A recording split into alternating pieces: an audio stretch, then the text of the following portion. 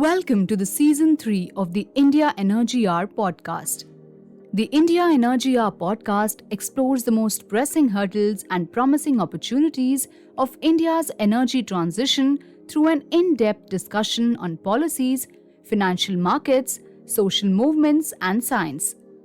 The podcast is hosted by energy transition researcher and author Dr. Sandeep Pai and senior energy and climate journalist Shreya Jay. The show is produced by multimedia journalist Tejas Dayananda Sagar and is presented by 101 Reporters, a pan-India network of grassroots reporters that produces original stories from the rural India.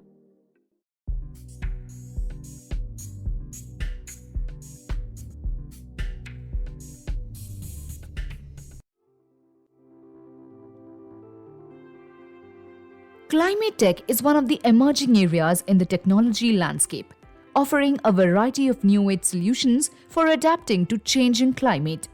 Largely unexplored, climate tech has the potential to empower even the grassroots sectors with the ability to forecast and adapt to extreme weather and unprecedented climate events.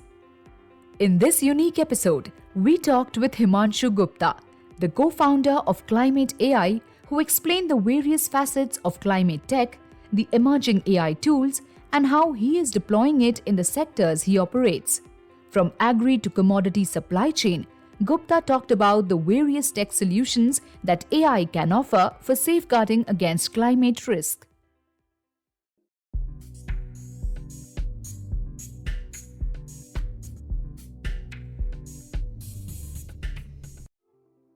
Welcome to the India Energy Hour, Himanshu. Very delighted, very excited to have you here.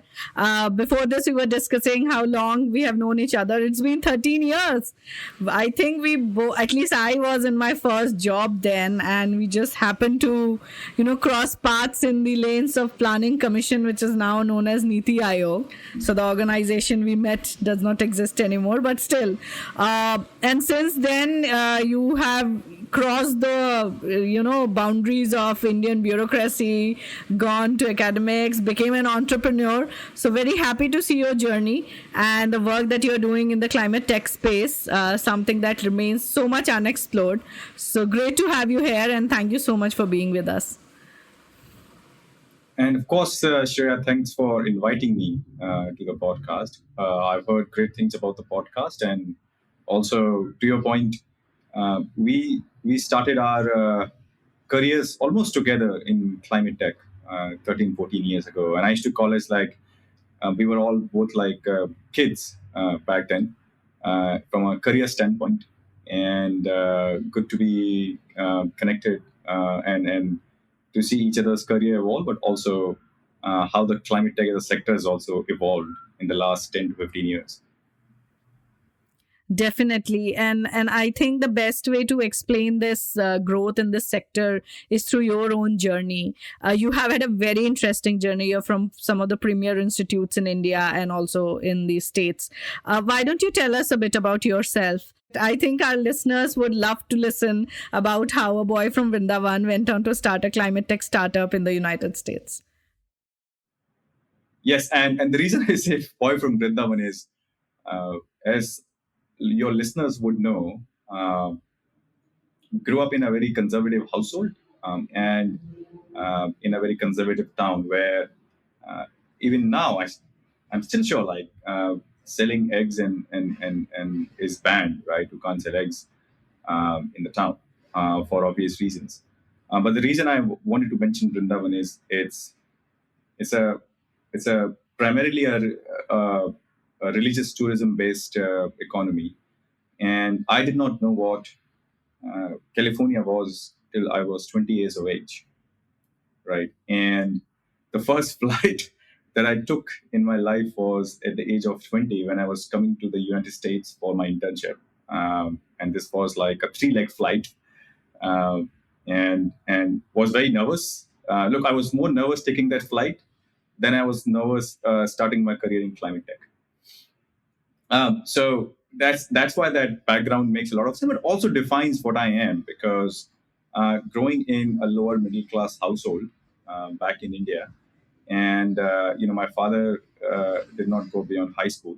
But as I say, like both my father and grandfather, they instilled values in their children, which I think is more important than any other degree that you might get, either from India or from abroad.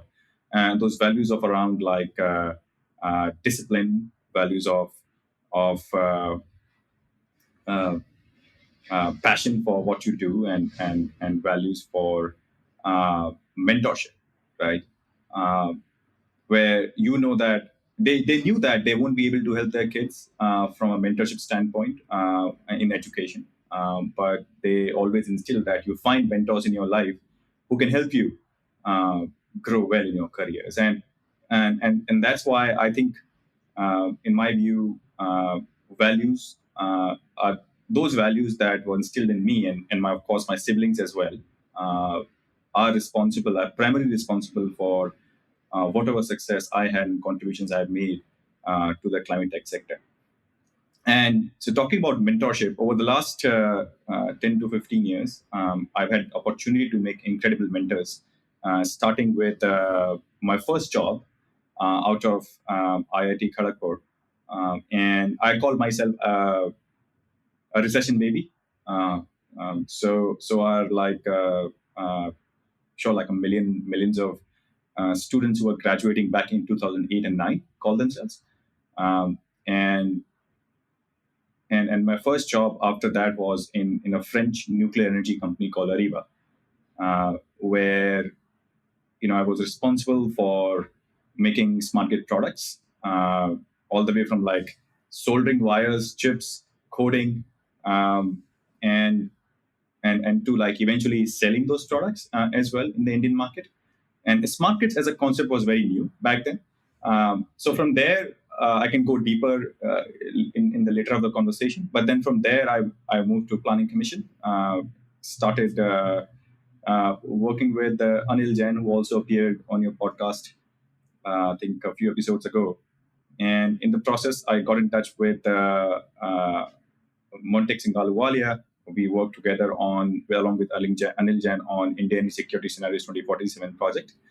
And going back to the concept of mentors, in the process, I built great mentors in the form of Anil Jain, Montek Singh Ahluwalia, and then moving to London, where I briefly worked with Lord Nicholas Stern from, while India was focused on energy and climate policies, which are India and Asia specific. But then I moved to London, where I started focusing a lot more globally on some of the projects that I was working with Lord Nicholas Stern on. Again, going back to like while he was my boss, he eventually became my mentor as well. And then now, starting uh, Climate AI was 6 years ago, where Lord Nicholas Stern was very instrumental in pushing me into starting something of my own when I was at Stanford.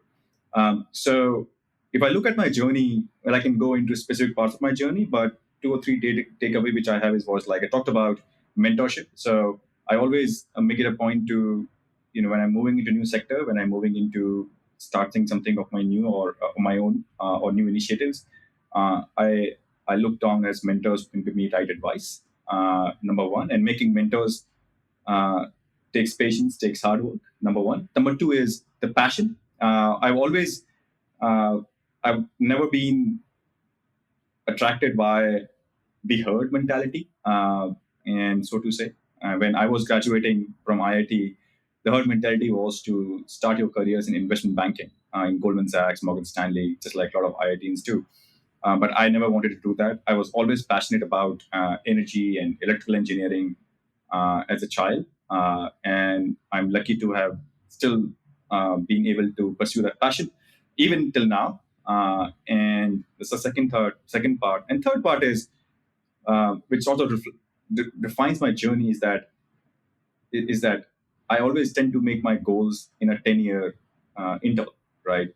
Um, so if I back in when I started working in Planning Commission, I did not know anything about policy. I did not know anything about economics, finance, but I had to contribute and eventually help my bosses and my mentors make decisions. Um, but even then, I had I had in mind that learning about a sector, contributing, and then eventually making a difference takes time, and that time is 10 years for me, and that's how I measure my life. And fortunately for me, that has worked.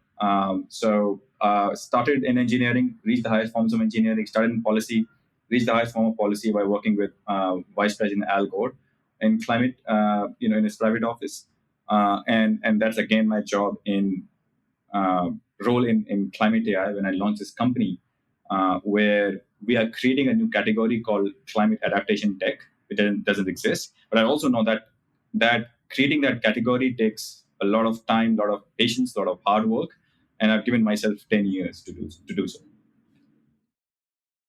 That's fantastic. I just have a quick follow up. Like, how was your transition from? I guess you have not left tech. You're still doing tech, but like, how was your transition from tech to policy and then tech?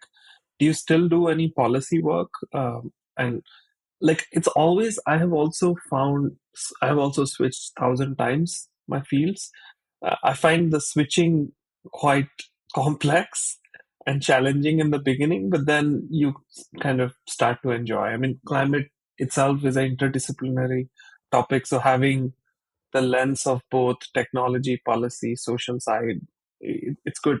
So I'm just curious about the switch and the challenges and how you manage that. Yeah. So to your point, indeed, yes, it's not easy to make that switch. However, in my experience, what engineering and tech taught me is to think logically about anything, and and to me, policy is yet another like a logical outcome of the steps that any country takes. Um, however, I mean, I'd be misleading your listeners if I say it was easy. I remember when I started my job as at Planning Commission, a lot of those terms were pretty new to me, right? Even like feed-in tariffs, as something like that, or with come to think of it, I was an engineer.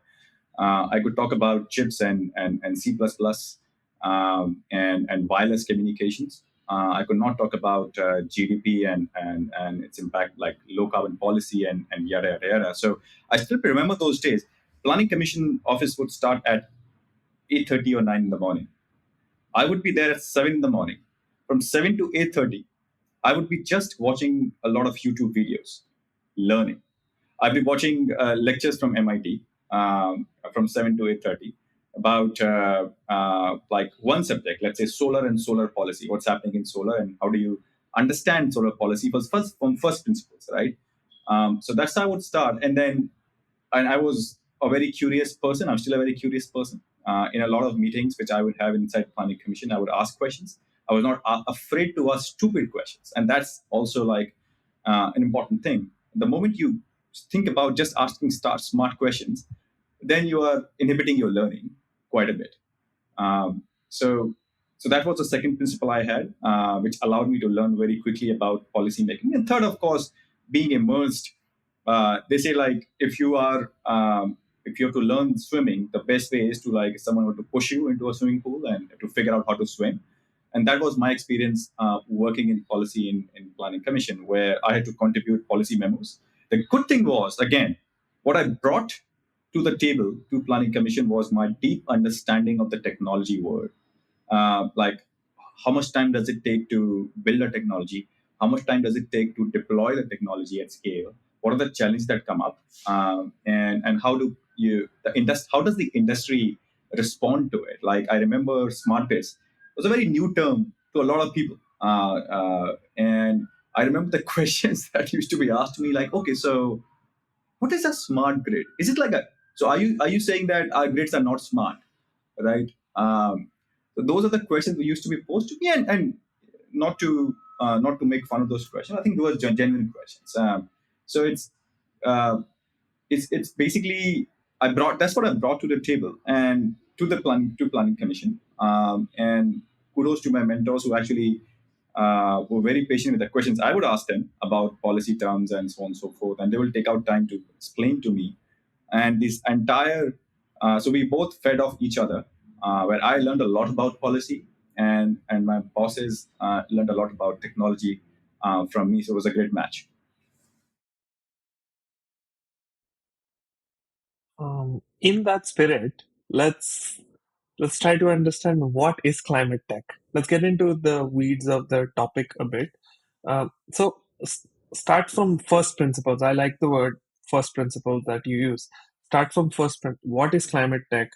I'm sure it has gone through its own journey and evolution of like what it used to be many years ago when probably it's the same in every field. Like the fields evolve, the terms evolve. So if you can also narrate how it has kind of moved that journey and what are the latest climate tech, like technologies that one can think of in the current scheme of things. Yeah, it's a, as you said, Sandeep, it's a very complicated term, and there are so many definitions of that term that have come up in the last 4 to 5 years as the sector is evolving. And this is my definition. The way I think about climate tech is uh, technologies like climate tech, so climate and tech, so technologies that can help us mitigate uh, the, the greenhouse gas emissions that are causing climate change. That's one part. And then there are technologies that can help us adapt to the impacts of climate change. That's the other part. But that's one definition of climate tech. There are multiple other definitions of climate tech depending upon whose lens you're looking at it from. So if you're looking at it from a VC lens, there mitigation tech and adaptation tech is not as popular. They're looking at it from like a technology lens, right? So is it a SaaS technology? Is it a platform technology? Is it an is it an e-commerce platform or what, right? That's a VC lens. Then another lens to that is within like carbon. Like are you mitigating, like are you monitoring carbon in the atmosphere? Are you reducing carbon in the atmosphere? Or are you basically substituting carbon in the atmosphere through the technologies that industry uses? That's another definition. So I and the, uh, and then there's another definition which I've heard, like again, thinking about technology and policy is it hard tech versus soft tech, software, right? So are you working on hardware technologies that can help you either reduce carbon or adapt to the impacts of climate change? Are you working on software technologies that can help us do the same thing, right? So there are multiple definitions. To me, uh, as an entrepreneur, the first principle for me is always the problem. What is the problem you are solving? And in this case, the problem that we are solving for climate AI is how do we help the world adapt to the impacts of climate change? So that is also the definition I like personally, which is mitigation and adaptation. It it keeps us close to the problem at hand, rather than the other way around, where you are thinking about the technology first and then finding problems where technology could be applied. Right, great. Thanks for the definition. I wanted to prod you a little bit and understand why climate tech. Taking an entrepreneurial jump is one thing, but choosing this particular segment is another. It's challenging in the fact that it has not been explored much, at least to the extent that one would imagine that it is a scalable or not. Like there are not enough examples on that front. So why choose that? Because then it makes your jump double challenging. Yes, absolutely, Shreya. It's a great question. And what makes it even triple challenging is the fact that I went from the government sector after having spent 4 or 5 years there to starting something in Silicon Valley right away. And I can talk about that challenge later on. But to your point, why climate tech, right? If it's, I think it goes back to my roots in planning commission. There were a couple of trends that I saw there. One was, if you remember, uh, we were working on this India energy security scenarios project for 2047, which is how does India become energy independent within 100 years of India's independence, right? And working on that project, so I was the lead modeler there, gave me a lot of high level understanding of each and every sector in India, all the way from agriculture to energy to buildings, telecom, and so on and so forth, on demand side and supply side of climate change. And what are the key challenges coming up, and what would it take for India to move to complete energy independence by 2047. And as part of that, of course, one of the pathways that we came up was the low carbon pathway for India. And we used to call emissions as a byproduct of an energy independent pathway, right? For multiple reasons that I can go into later on. So that was one. So I got a chance to look at these sectors and the problems at a very high level, and not just like high level, but also from a quantifiable high level, right? So if India is to grow at 7% or 7.4% every year, how will these sectors grow? What do we need to do in order to ensure a very smooth energy transition? And the second part was because of my background as a technologist. I was always very good at going deep into a specific problem, and that's what like the training as an engineer makes you. And so I remember those smart grid products. Like, it's great to understand the potential of smart grids onto the India's energy sector, but it's also great to like dig deeper, double down, and zoom in onto specific technologies that can create an impact. And what would it take for us to develop, deploy, and scale those technologies? So having those two perspectives, which is zoomed in perspective on a specific technology and zoomed out perspective from a policy lens, allowed me to understand the problems that are going to come up in every sector. And one lowest common denominator was climate. And if you remember, I don't know, some of your listeners who have played with India Energy Security Scenarios project, there's a mystery. There's a mystery switch there, which I don't know where many people know about. And this was back in 2013 and 14. What I did was I created another scenario of what if India's average temperature in India as compared to 1850s increased by 2 degrees, 4 degrees, or 6 degrees, right? And I use this. I just created that tool as a small switch. Not that it was initially part of the agreed upon project. I just did that. And the results actually shocked me as well as to if India's temperature increases by 2 degrees, what will be the impact on the energy demand for buildings? As we all know, like the air conditioning demand goes up. What will be the impact on agriculture and the energy consumption there? And that to me was a big number. So I knew always that there's a big problem coming up. And some of you will also remember back then we used to have discussion in planning commission around farmer suicides happening in the west of India, especially with cotton farmers. For those of you who don't know, for some of your listeners who don't know, every alternate year, if there was a drought in the west of India and cotton crops being very water guzzling crops, and most of the cotton farming in India is still rain-fed, is based on rain-fed irrigation. Many of those farmers will start committing suicides. And this was a big topic of discussion back in 2012 and 2013. I don't know now, but used to be a big. So there was a humanitarian cost of climate change that we were seeing. And then there was, of course, the economic cost of climate change from the tool that I built. So I knew it's a big problem coming up. The question is, do we have the technology to solve this problem? And that's where, at Stanford University, I found my co-founder. We came up with a technology breakthrough that gave us the confidence that some of these problems could be solved, especially on the adaptation side of climate change, and Climate AI got launched. But to your point, Shreya, yes, the transition was not easy. Transition was far from smooth. I think it was even more challenging than my transition from technology to policy. Back from policy to entrepreneurship, this was one of the most challenging transitions of my life. Fantastic. Thank you for explaining all that. Now let's talk a little bit more big picture. I just want to understand the scale. Throw some numbers if you have it ready. Like what is the scale of climate tech we're talking about?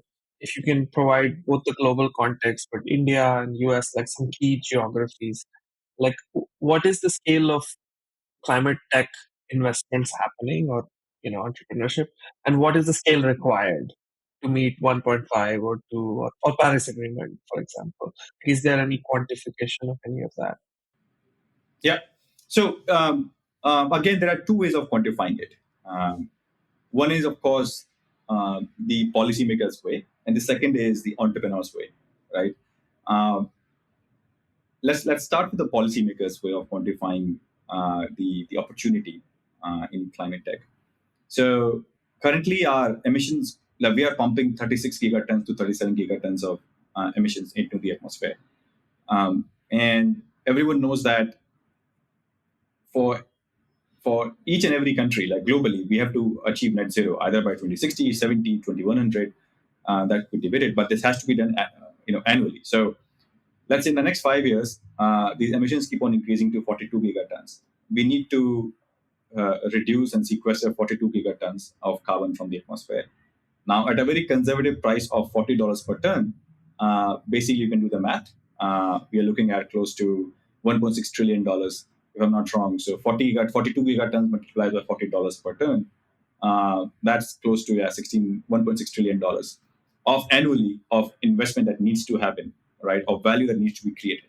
A very back of the envelope way of like understanding the amount required. And the second is around this is on the mitigation side. On the adaptation side, to your points, in the even at 1.1 degrees and 1.5 degrees, even if we are able to limit global warming to 1.5 degrees, we are already seeing the impacts of climate change we are seeing, right? With the summers breaking records in Europe, in the US and in India as well, with heat waves in March. So we need technologies and investments to adapt to those impacts too. And that again is a $1.2 trillion opportunity.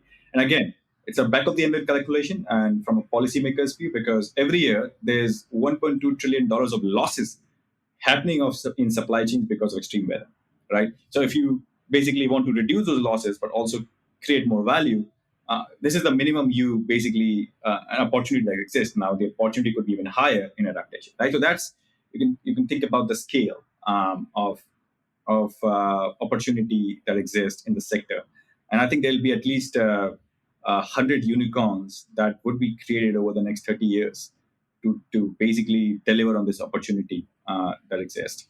Now, from an entrepreneur standpoint, we like to look at things from a very bottom-up view. And so if we solve a specific problem, what is the value of that specific problem to be solved for a specific customer or a client? And how much of that value in an entrepreneur is able to capture, right?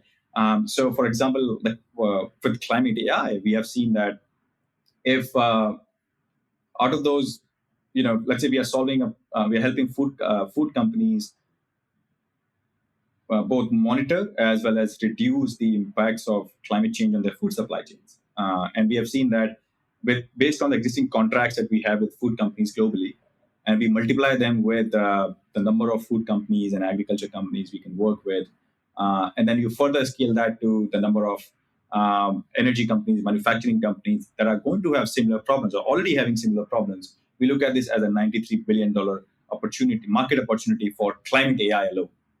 In helping companies adapt to climate change. That's a very entrepreneurial view of which is bottom up based on number of contracts, number of customers, but then there's a top down view too. I also wanted to understand, from a company perspective, what is the scale of your operations? If I were to understand, how many people on the back end do you have? How many people do you have on the field? How does a typical company functioning in climate AI operates? Okay, Sandeep also has an addition to it. And just a supplementary question. Let's go back to the first principles. What is climate AI? Like, what do you guys do? And then let's get into Shreya's question, just briefly, so that people have context. Yeah. So I'll start with the jargons first, and then I'll explain the jargon. So we are an AI-based climate adaptation platform for currently working with food and agriculture supply chains. So what that means is, first, we use AI to predict risk of heat waves, wildfires, droughts, hurricanes at any global location from 2 weeks out to 20 years out. That's one. The second part is we translate those risks into specific insights for food and agriculture companies, right? So as an example, how would a heat wave impact the yields of almonds or potatoes, or nutrition and quality of almonds, potatoes at global locations. And the third part is we call it the adaptation playbook. What can companies do to reduce those risks as well? And this could be anywhere from like moving to new locations which are coming up for growing specific crops to climate change. This could also be working with existing farmers on making them more resilient to climate change, or launching new seed varieties in some markets, and so on and so forth. And that's the adaptation playbook, as we call it. And in this process, as companies deploy these adaptation playbook, that leads to both them becoming more resilient, their farmers becoming more resilient, but also creates a big market opportunity for them. So we call it like the business case for climate adaptation, where if every $1 you invest in climate adaptation leads to basically anywhere from $10 to $15 return on investment in near to midterm for the companies that we work with. So right now we work with close to 45 global brands in food and agriculture. And of course, there are some in manufacturing too. So all the way from ITC and Aditya Birla Group and UPL in India to Suntory in Japan, which is their largest beer and beverage brand, to many European companies like BASF, Syngentas of the world, to a lot of American companies where we started. So if you were to open your refrigerator in the US, you're based in North Carolina, Sandeep. So most of the brands that you see, either we are working with them or in the pipeline, like Ocean Spray, Dole, Driscoll's, and so on and so forth. But the platform is global, right? Of course, most of these companies have global supply chains. So we work with them on their global footprints. It's just been 5.5 years. There are 74 of us in the company with 3 offices: Mexico, San Francisco, and a small office in New York. You work in a sector which is very much driven by how you connect with the communities that are involved there, or is your association with the corporates and they are the ones who take this forward? Is there a business case, or is there a business section in your company in which you communicate directly with, say, the farming community or the commodity communities, because they are hard to move sectors? So what is your engagement like? Yeah, great question. So when we started Climate AI, we were always uh, we call it ourselves a mission-driven company, right? And not just like it's a cute one slider on an investor's deck. It's a mission-driven company. We consciously made a choice that we are never going to work with upstream oil and gas companies and help them become more resilient. And we are stuck by that principle. Even now, it's been 5.5 years since we have done this company. That's one. Two is our mission was to basically climate-proof global supply chains by improving lives and livelihoods. And all in almost all of the use cases that we can discuss, you'll see there's a direct and indirect impact on lives and livelihoods of people in the supply chain for these companies. So there's never been like any conflict like, okay, are we only going to work with corporations and what will happen to the farmers? Now, in food and agriculture supply chains, of course, the most vulnerable communities in those supply chains are farmers, for that matter. And we as a business, we made a choice that if you want to, if our end outcome is to scale our impact, the best way to do so is work with the ecosystem around farmers and not with farmers. Number one, because typically, as you said, Shreya, farmers are they basically know a lot more about their crops than we do, to be honest. They've been burned with so many startups in Silicon Valley coming and promising moon to them, and then disappearing all the time. So there's basically a lot of skepticism that exists among farmers for the right reasons.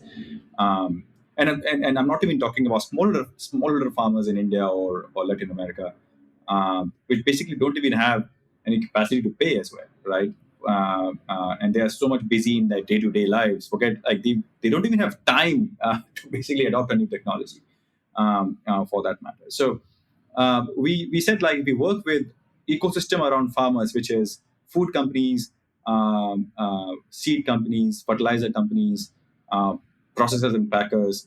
Not only we can create impact with the food companies, we can scale our technologies with the farmers as well. So let's say a typical food company will be working with close to 10,000 to 100,000 farmers globally.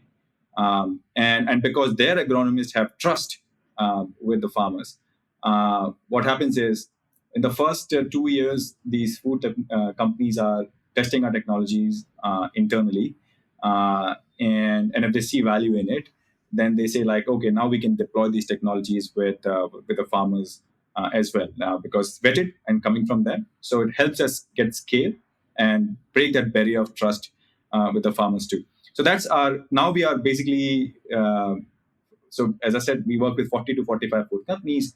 Out of those, at least 5 of them have deployed our platform with the farmers they work with too. And it creates a win-win scenario for them, for both of them, where if farmers use those technologies, they become more resilient. At the same time, food companies get more reliability in their supply chains if farmers become resilient. So that's one. Another example of that would be, it's a big problem in the US, which is we call it like rebuilding your houses after hurricanes, right? And typically what happens is after a hurricane has struck, people's roofs are blown off, and like the way it happened in Florida last year due to Hurricane Ian.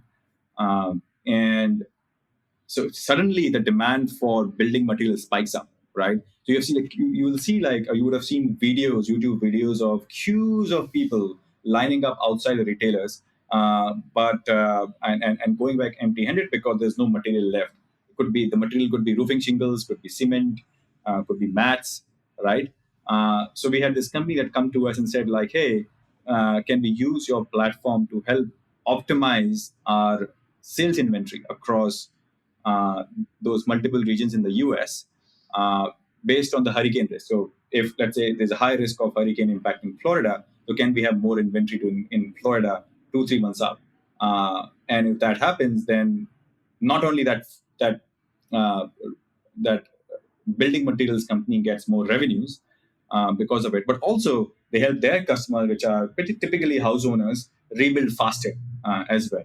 They have enough material at the right place. So that is also like during Hurricane Ian, we helped this company generate $15 million in revenue, additional revenue in one season alone. At the same time, they didn't have any queues outside of the retailers because there wasn't a material available for everyone, right? So this is the pattern of the use case that we have across all the companies that we work with. There is a direct and a very tangible direct or indirect impact on the communities. Right. So, I mean, Himanshu, this is again maybe a very basic question. Like the most important contribution that climate AI is making here is predicting the changing climate, right? Between 2 weeks and like 20 years, you said, I think. And because of that predictive power, companies, organizations, the ecosystem is able to, gather their resources to use it efficiently. Is that a correct understanding of climate AI, or maybe there's something else? Yes, absolutely. So predicting the changing climate, but also predicting its impact on specific crops, commodities, or assets as well. Because as an example, almonds and pistachios are two close cousins of each other. Well, almonds as a crop, are very sensitive to drought risk. Pistachios are not. However, pistachios are very sensitive to heat risk in the winters, while almonds are not, right? So it's important to understand, but companies want to understand like, hey, this is great, you can predict there's a heat wave coming, but what do we do about that? Why should we care? And that is the answer, which is, I think, more important than actually predicting, like, why should you care? One example I would like to give there is, like during COVID, right? When the virus was, when the pandemic was declared, what is the most urgent thing the world was waiting for? Vaccines, right? And I tend to draw a similar analogy in climate change as well, right? Climate change is impacting food systems and water systems globally, right? And we have seen escalating geopolitical tensions as well. Like last year, India had to ban wheat exports. As an Indian, I think for the right reasons. But as a global citizen, I think things would have been done better, right? So if climate change is impacting food systems and water systems, the vaccines, in this case, would be your climate resilient seeds for farmers, right? And typically, in fact, this has been our most inspiring use case that inspires all of us, even to me, even now, which is how do we help seed companies launch climate resilient seeds faster to the market and to the farmers. And one example of that is, and before I go into the example, and that to me presents a really big opportunity for individual countries, including India, to become, let's say, a food manufacturing hub or seed manufacturing hub. One peculiar example of that is as we all know, like if all of you are aware of the Tomatino festival in Spain, right? Spain grows a lot of tomatoes, period. But because of water issues, it's becoming more and more difficult to grow tomatoes in Spain. And then, of course, Spain is getting hot too, right? So a lot of seed companies, and to me, it was baffling. Many seed companies producing tomato seeds for farmers in India, they would produce those seeds in Spain and export them all the way to India, right? And now they are seeing those impacts because, like, 1 year they are falling short of their seed production. 1 year they are like 200% of their seed production. So they want to work with us on where else can they grow tomato seeds, and how can they launch those seeds faster? Because a lot of farmers in India are suffering, right? I mean, they can't produce heat tolerant tomato varieties for farmers in India. Then, of course, there are both economic as well as humanitarian challenges, as we discussed in the podcast earlier. So a typical process of launching a seed takes 10 to 15 years in the market, very similar to launching a vaccine or a drug trial or a drug. And in this 10 to 15 years, 2 to 3 years is basically about figuring out locations and conducting trials and coming to a conclusion that these are the locations where we should actually be setting up our research centers and think about producing these seeds. So the way it happens today, these seed companies are sending teams of 4 to 5 people globally, and those people are setting up camps, quite literally, collecting a lot of soil data, water data, weather data, reporting it back to the headquarters. And then they decide that after 2 or 3 years, that this is the location where actually could be a new growing location for tomato seed. Already 2 or 3 years have passed. B, each of those camps or like those teams consume $500,000 to do so. And C, even then, this analysis is based on historical data, because by the time they launched tomato seeds into the market, climate would have changed already, or new pest pressure would have come up. So now with our platform, they can just draw a circle on this, like let's say on Spain, on a map for Spain, and this is where they are growing, let's say, and saying that, hey, this is where we are growing tomato seeds in Spain. The platform will automatically basically figure out in the history what led to high production of tomato seeds in Spain, what climate conditions, water conditions, and soil conditions. Will roll the clock forward 10 to 12, 20 years, and then pattern match using machine learning what all areas are coming up for doing so, for growing that particular seed, right? Now, in this case, we told this company, like, why are you like producing in Spain for India when you can produce in India for India? And they are actually acting on that. So they are going to make $50 to $100 million of investments in seed markets in India. If you were to zoom out, so this is all happening because of science, right? And more and more so after the war, where food supply chains and seed supply chains have been disrupted. I think it's a big opportunity for India to sort of say, like, okay, look at all the food supply chains. For what all foods or crops, India can become a seed manufacturing hub. And it'll be a better, to us, it'll be a better livelihood opportunity for farmers than growing crops. And the reason being because seeds are a high value item versus crops. So farmers can get paid a lot more for growing the same amount of crops for seed production than for crop production. And so that's like, we call this like, for countries like India, a really big market opportunity coming up due to adaptation. But also this use case inspires us and allows us to hire the best AI scientists globally, because we're actually creating change, and for farmers as well as the food system. The same platform that I talked about was in Time Magazine's Best Inventions list for last year, along with OpenAI. And this platform has been deployed across 60 countries, 30 plus crops, and has created an impact for close to 2.3 million farmers. So Himanshu, correct me if I'm wrong, but it's like a different kind of. I mean, you use the same technology, but you create different platforms based on the use case or the user's need. Um, but one question I do have, and I mean this probably speaks to the power of AI and remote sensing and like all the machine learning stuff. But do you have geologists on the ground? And I mean, this is probably a basic question. Do you like? I'm just getting into the methodology. I mean, do you only use like the satellites and stuff, but or you send your geologists and both kind of complement, or is it all the tech stuff? Maybe this is a basic question, but it's out of curiosity. Yeah. I think you're onto something here, Sandeep. Geologists, in case of agriculture, are known by the name of agronomist, right?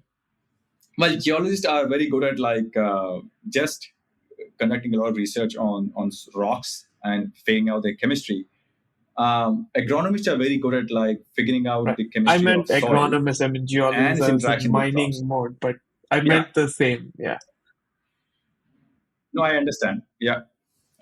So we have 3 PhD agronomists on staff. Now, to your point, we don't send them to multiple geographies and on the ground.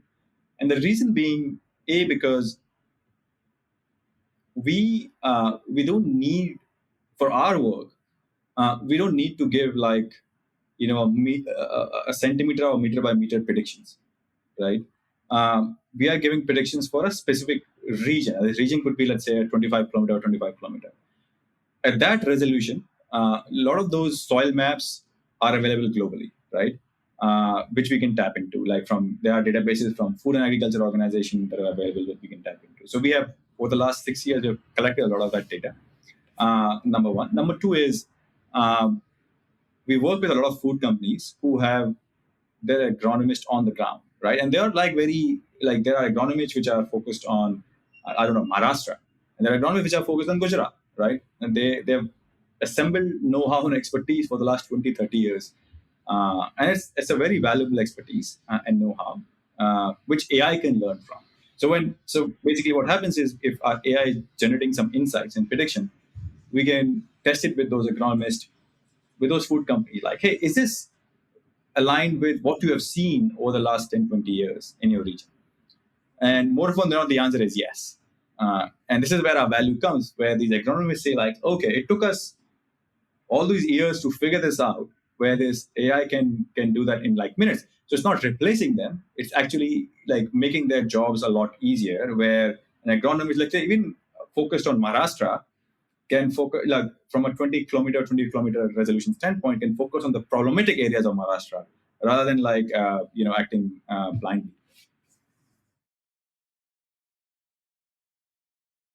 The whole business as a whole. How much interesting has this business been for investors?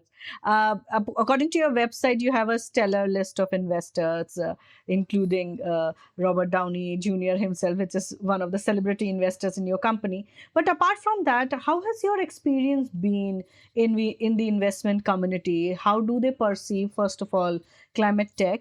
How challenging or easy, difficult was it for you to raise funds for a company such as yourself?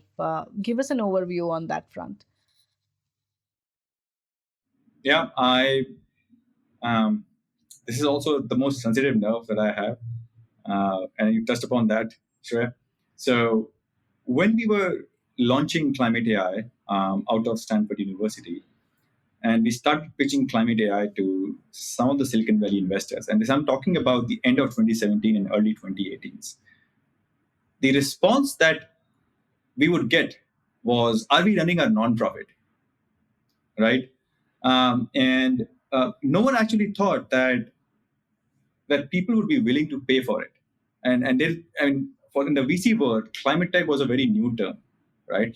To an extent that, if you remember, in 2019, I wrote my own blog on climate tech. Was the first, I think, was the first ever blog on how do you define climate tech and how do you, can you separate that from adaptation tech, mitigation tech, and just to educate VCs. So we have done a lot of education among VCs in globally, more so in Silicon Valley, around why climate tech is a big opportunity for you. So in early 2018, basically, like, we had a hard time fundraising. To an extent that I remember the first person that we hired, first engineer, both me and my co-founder Max, uh, we one night after the dinner, we were talking to each other like, great, we have this one engineer who's accepted our job offer, and we are going to pay him $7,000 per month. Great, but then we have no funding. And we said, like, how much do you have in your savings account? How much do I have in my savings account? We said, like, both of us had jointly $15,000 in the savings account, our own savings account, right? And doing an MBA is a very expensive proposition anyway. So we basically, like, both of us, kudos to my co-founder as well, were like pretty risk taking. We had just $15,000 in a savings account. We agreed to pay $7,000 to an engineer per month based on that. But then what happened is a lot of our professors from Stanford trusted us. They trusted us, believed in us, not because of the technology or not because of the sector. They believed in us because of us, right? As students, like students who they had seen perform really well in the class, and they knew that whatever we would do, we would become great entrepreneurs, right? Doesn't matter what sector and what company we do. So that's how we got our first angel financing from our professors at Stanford. Otherwise, it was very difficult trying to raise financing in Silicon Valley. And then after that, like, see how much the sector has evolved. Last December, like we all know, it's not a good time to fundraise for entrepreneurs globally, and not just in climate tech, like in any sector, except for if you are in Gen AI. Wasn't a good time. So I was preparing for to leave for my holidays. My wife and I had planned to go to Italy. Was last December. I received a call 2 weeks before that from an investor who actually knew all two of our board members, that, hey, we have conducted diligence on you guys. We have talked to some of your customers already, and we have been tracking you. We want to preempt your Series B. So some of those, for your listeners who don't know what does preemption mean? Preemption means when a VC fund comes along and says that we don't want you to go out to the market and raise because we really like the sector, we really like the technology, we really like the company, and here's a term sheet for that. So it's a win-win for both the parties, because fundraising takes a lot of time out of an entrepreneur's life, the time which could be basically well spent on building the business. And so before leaving on 24th of December for our holidays, I was signing a term sheet. Like, to see how the sector has evolved in this 4.5 years, from actually getting the feedback that, hey, are you running a non-profit, to an investor coming along and saying, like, we don't want you to raise in the market, and here's our term sheet, and sign it. So it's been great to see how the sector has evolved, and now I also do some angel investing myself. I've invested in a few climate tech companies as well. That's great. Globally, and even in India as well, the VC universe has been open to such ideas, and that's great. Are you looking at the private equity investors as well? Would you like to get some investors on board, or your model as a company, you do not want to? I'm asking this because I want to understand what are variety of investors interested in a company such as Climate AI. Yeah. So one is, as an entrepreneur, it's very important to have a clear conviction and a clear long-term conviction in a business in climate tech. While I can't emphasize the importance of this statement, we are not like any climate tech entrepreneur, whether you're doing carbon in carbon or you're running like a battery company, you need to have a 10-year view. And you need to ensure that your investors align with that 10-year view, because you're not creating a Monday.com, you're not creating a Slack, you're not creating Twitter in here, right? Which is going to see that exponential exploding growth in user base within months. So, and which sort of is a good segue into your question, Shreya, like the various categories of investors, right? Typically, private equity investors are useful when uh, the business has hit 10 to 20 million dollar revenue mark. You have a very predictable sales motion. You're close to 100 to 200 customers, and now you feel like the value could be created by introducing more efficiency and processes in the business, because startups are very much chaos, right? Um, so if an entrepreneur thinks that a lot of value could be created by introducing a lot of like discipline processes and running your company like sort of big companies, one, and then two is, once you have done that, then private equity capital can help you like just scale that, right? Then only private equity makes sense. Otherwise, as an entrepreneur, you're in for like a really hard time in terms of relationship with yourself and your investors. And the reason being because investors typically want to see returns on a 30% annual basis, right? On a more consistent basis. But climate tech as a sector is still evolving. A lot of those playbooks, like what has to be the right product for a specific variety of company, is also evolving, right? For example, in food sector, we have seen um, like food companies, even they are the most impacted by climate change. They're still coming to terms with the amount of money they want to spend on climate tech, right? And that takes some time. Similarly, like food companies will behave very differently from manufacturing companies. A manufacturing company will behave very differently from data center companies as well. So if you don't have a long-term view, which is 10 to 15 years, imagine like Paytm in India is the best example of that. Since they've been in operations, and correct me if I'm wrong, since 2006 and 2007 on digital payments, right? No one cared about it. The growth was very slow until demonetization, right? A flip of a switch happens. A flip of switch happened like in a moment, and they saw an exploding growth. I think as an entrepreneur, you need to have a similar view in climate tech. That yes, our job is to evangelize the market, keep on educating the customers like companies, and have that long term growth view.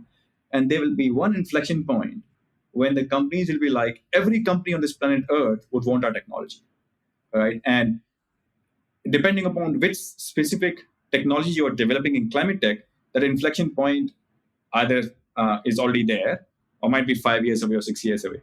So it's very important to align your investors and your board, or whichever new investor you are trying to get on board, with that philosophy. Otherwise, good luck running your company with board with very different expectations than what an entrepreneur would have. Himanshu, I just want to zoom out a bit and kind of ask a meta level question.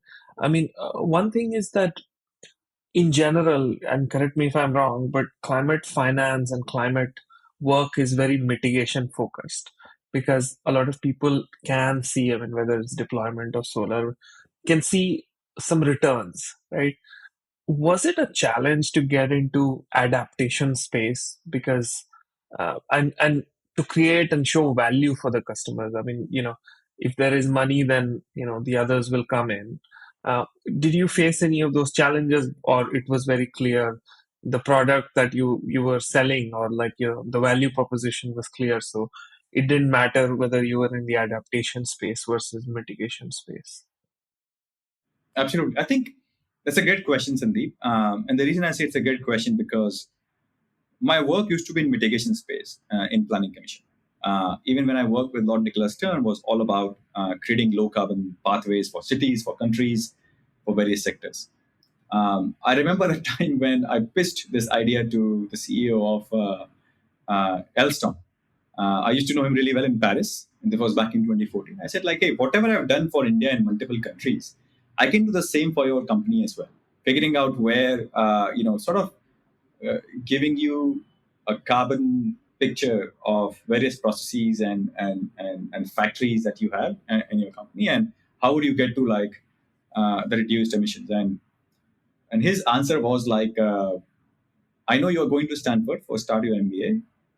I would rather have you do that than start this company, right? And I don't fault him, because it was a very new thing, right? No one actually said like, why should I care? But then, of course, the flip, the flip of or inflection point moment for mitigation sector was the Paris agreement, right?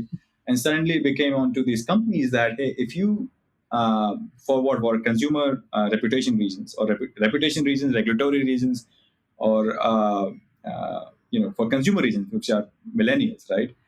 They want to see us care about our carbon footprint, and that started a new wave, right? And, of them investing money and on climate technologies. And we see like an explosion of growth of these carbon mitigation platforms, as you talked about, Sandeep. However, the problem there is like it's driven by regulatory concerns, it's driven by reputation concerns, right? So there is not like an immediate ROI that the companies are seeing there. So you can get to those $30,000-$40,000 contract very easily, but then $1 billion companies or unicorns are not made on $30,000-$40,000 contract. There has to be someone willing to pay you $500,000 or $1 million for the same technology to scale it, right? And that has not happened because historically, you companies cannot pay more than that for a technology which is just helping them meet regulatory requirements or reputational requirements. That brings us to adaptation. We started in food and agriculture. In our case, the problem was already there, right? In mitigation, the problem was basically defined by Paris, right? Hey, companies need to define their net zero. So it was artificially created for the right reasons, right? We need to do that. In adaptation, the problem was already by happening in Mother Nature, right? Where if you, I don't know if you remember, but last year there was this Pacific Northwest heat dome event where temperatures in Vancouver, where you did your PhD, crossed 52 degrees Celsius. And the entire town was like basically we call it like a cook stove, felt like a cook stove, right in the middle of a cook stove. So in 3 days alone, if you are a food company, water company, energy company, or even like a data center, you lost $9 billion just in 3 days if you have operations in the Pacific Northwest. So in our case, the problem was always there. The challenge for us was to tell the companies that A, this problem could be solved, like through technology. B, this problem is urgent enough, like because that's my problem with the narratives in climate change these days. The narratives, we think of scenarios by 2050, 2060, 2070, and it gives us a false sense of cushion. Like, oh, okay, I don't need to worry. Like, if a typical CEO of a public company is there for the 4 years or 5 years, right? So their performance is not measured for the next 2050 or 2060 timeframes. So once we told them that with our work that your supply chains, your operations are getting impacted right now, and doesn't matter whether it's 1.5 degrees, 2 degrees, 4 degrees, these impacts are more than what you have seen in history, and are also only going to increase in the next 5 years, not next 30 and 20 years. And that to us, so that education paid off. When CEOs saw that, okay, this is something you need to add right now on, and B, there is a market opportunity as well, which is if we act on this, it leads to a lot of return in ROI, but also we can be the market winners in terms of the opportunities presented by climate adaptation. And that is the inflection point for us, which we think is coming this year and next year, where you see like World Economic Forum is also going to make adaptation as a priority agenda for next year. As we are on this topic, I want to push a little further and ask, the current projects that you have seem to focus a lot on, developed countries, if I may say so. How much of acceptance for climate tech solutions, climate tech models would we say in least developed countries or developing nations, which would be in the first line of impact, from climate change, and are not that prosperous enough to look for instant solutions, urgent solutions, as you mentioned, and to prepare in advance, and it would lead a huge amount of investment into their infrastructure, into their planning, not only just at corporate level but at government and policy level as well. What As a businessman and as someone who offers climate solutions, what do you think of this catch 22 situation? So, as I mentioned, like our platform is global, and And the companies that we work with also have global footprints and global supply chains, right? So, for example, we are working with a company by the name of MGK. They're based in Tanzania, and that's where they are growing their crops. But then the parent company, Sumitomo Chemicals, is a Japanese company with global footprints, basically. Um, so indirectly, we're already working with in developing countries and least developed countries, for that matter. Um, however, of course, the affordability is a big question, right? Now, when we work with global companies, even if we deploy technologies and platform in developing countries, affordability is never a question, right? They can pay for it. But however, to your point, affordability becomes a challenge when we start working with the partners who cannot pay as much for those solutions, right? And so this has been always been on top of our mind. And so, as an example, this year we have started discussions with African Development Bank on how can we partner with them um, on the Feed Africa campaigns that they are running. Right? I mean, after the war, uh, most of the food supply chains have been disrupted. Like I'm talking about Russia-Ukraine war, and many of the smallholder farmers in Africa were dependent on the seed supply chain coming from Ukraine, and that has been disrupted. So, and then many of these African member states were also dependent on imports of wheat and canola and some of those vegetable oil crops from Russia and Ukraine. So there's suddenly a question of food security. There's suddenly a question of livelihood security. Farmers cannot get access to seeds for what they grow. So all these member states have come up with their Feed Africa or like food security initiatives, and we think our platform can help quite a bit in helping them figure out what crops can you grow locally, and then what crops, and how can you monitor and optimize the yield of those crops as well every year. But then we are hoping that the funding will come from African Development Bank, but the platform will be deployed with the farmers with no cost for them. Similar stuff we have in Latin America too.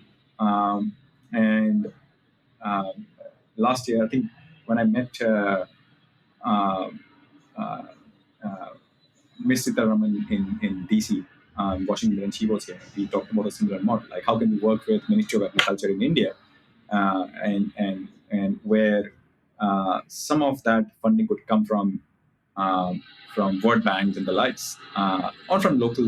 Mind you, like India has basically is I don't think so India is between now developing countries and developed countries now. So India doesn't need any help from any other country or development agencies. It's like putting together the right resources and deploying it. And to an extent, that some of the engineers that work with us, uh, they left jobs with $1 million, like quite literally $500,000 to $1 million annual paying jobs with Google and Facebook to work with us for impact reasons. And if if need be, let's say if Prime Minister's office in India or wherever were to tell us that, hey, for farmers in these are the right uh, FPOs, we call them, in India in cotton, that your technologies could be very helpful. We don't mind deploying, giving that technology for like free as well to those farmers if need be. But again, our one caveat is uh, there has to be someone uh, responsible for deploying as well as monitoring the use of the technology, right? Uh, Typically, otherwise, what happens if you get something for free, then it's for free, right? And no one cares about like whether it's being used and how it's being used and training the farmers and so on and so forth. But otherwise, we don't mind doing this for free. But by the way, we are already working with 3 companies in India, like ITC and UPL, as well as Aditya Birla Group. That's great. It was. Thank you for covering all aspects of it. I think we covered almost everything that could have we possibly could have thought of. From on your end, I wanted to ask. From your conversing with you, as I understand, is that you have a decade type planning, like you plan for 10 years. What is your plan after 2030 then? When climate AI is like 10 years old, what is your plan? So Great question. So this could be, it's open right now. As I said, there would be at least 100 unicorns that will be created in climate tech, right? So maybe I might start something new in climate tech post that. But this time the transition would be as painful as it was when I started Climate AI, right? There's so much of funding already available. I'll be a second-time founder, and statistics say that second-time founders are more likely to create unicorns than first-time founders. That's one route.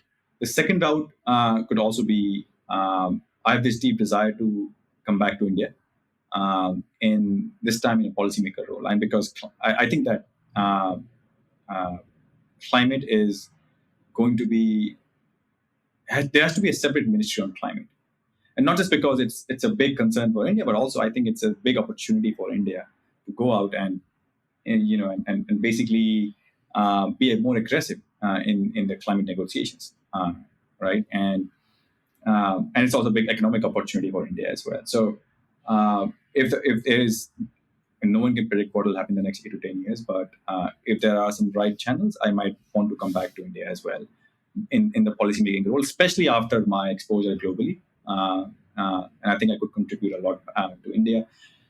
And third, which is, again, the only thing is, of course, now I'm married. So it's not easy. Like, I was living in my suitcases until 2017 when I got married. Like, so if you tell, like, hey, there's a new opportunity coming up in Spain, I just like pack my bags and go to Spain. Now it's not possible, right? So we'll also have to see like how that dynamics plays out. But my wife is also an entrepreneur. She's doing a lot of work in fintech. So we'll see how that pans out, and if not anything, I might decide to move in a global climate role, either with UN or somewhere else. But so options are still we're very much open, and where let's see where life takes us. But as you said, I like to plan my life for 10 years time. Yeah, and amen to all of that. May what all you plan comes true. So, and thank you so much for talking with us. First of all, best of our wishes to the entrepreneur couple, and thank you again for talking with us. This was, you would not believe, one of the first episode where we delved so deeply into climate tech, and you did it so beautifully. Thanks again for coming here and talking, unfiltered, and giving us, you gave an overview in such a simple language. So thanks again for it. Yeah, I also wanted to jump in here and thank you, Himanshu, for sharing, your perspective on tech policy, entrepreneurship. This dance is very important to save the climate crisis. And I think you are one of those polymaths who have dabbled in every space, so you can speak from the pains and the highs of every space. So I really appreciate your time as well.